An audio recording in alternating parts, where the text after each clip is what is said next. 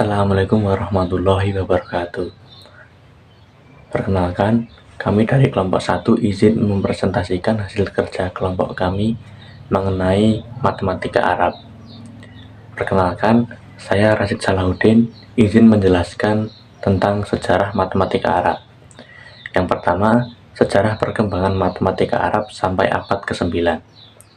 Perkembangan matematika Arab sesudah pertengahan abad ke-8 adalah sangat mengagumkan sekali dan mempunyai peranan serta kontribusi yang besar sekali terhadap perkembangan sejarah matematika.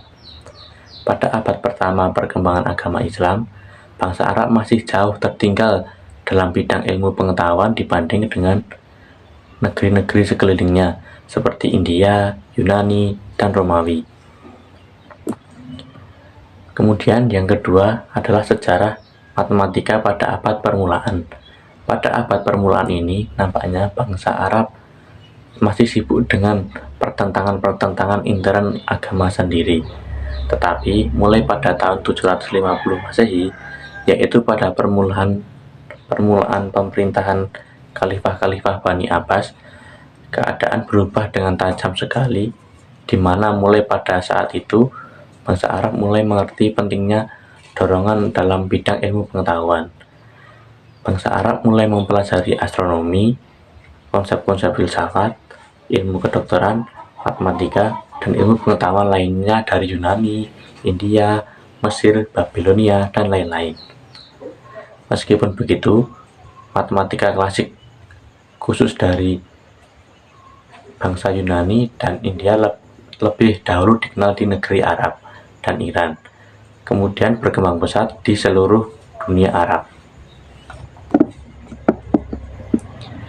Pada masa pemerintahan Khalifah Al-Mansur tahun 754 sampai 775 Masehi, karya-karya ahli matematika Hindu Brahmagupta dibawa ke Baghdad. Kemudian Khalifah Al-Mansur memerintahkan untuk menerjemahkannya ke dalam bahasa Arab.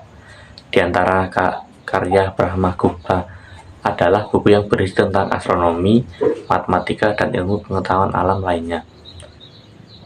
Berdasarkan karya ilmiah yang kemudian hari menjadi bagian dari matematika Arab, tidak lama setelah diterjemahkannya karya Brahmagupta pada tahun 775 Masehi, pada tahun 780 Masehi, karya ahli matematika Yunani Ptolemy tentang astrologi yang berjudul Tetrabiblos diterjemahkan pula ke dalam bahasa Arab.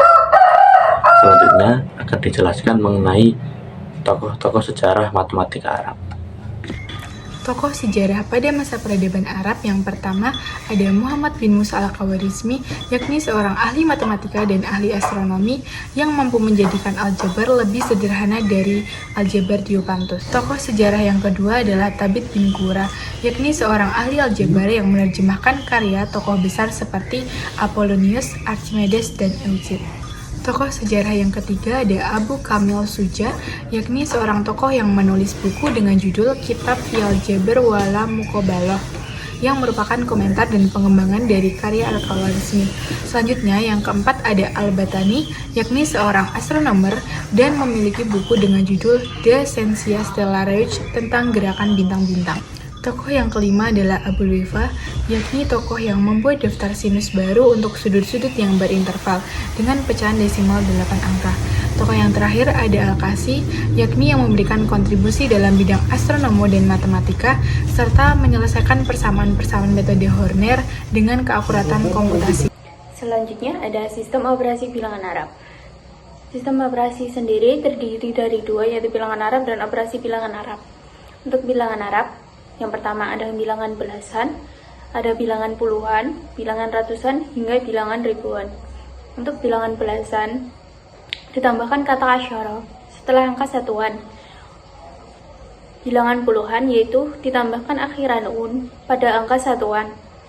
Selanjutnya ada bilangan ratusan dengan ditambahkan kata mi'ah setelah angka. Yang terakhir, bilangan ribuan menggunakan kata alfu untuk menyatakan 1000.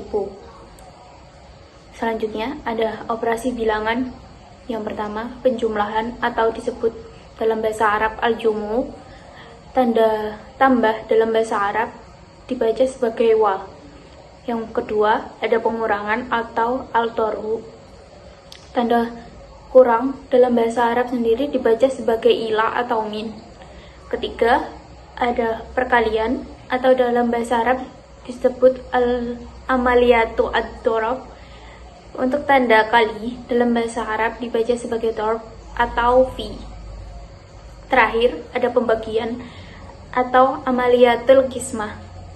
Untuk tanda bagi sendiri dalam bahasa Arab dibaca sebagai taksim atau ala.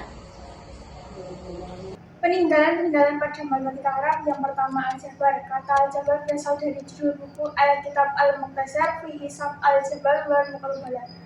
Yang kedua, algoritma. Berasal dari nama Latin al-Khwarizmi, yaitu algoritmis. Yang ketiga, karya-karya terjemahan seperti Euclid, Archimedes, dan Ptolemy yang kemudian mempengaruhi matematika Eropa di abad pertengahan.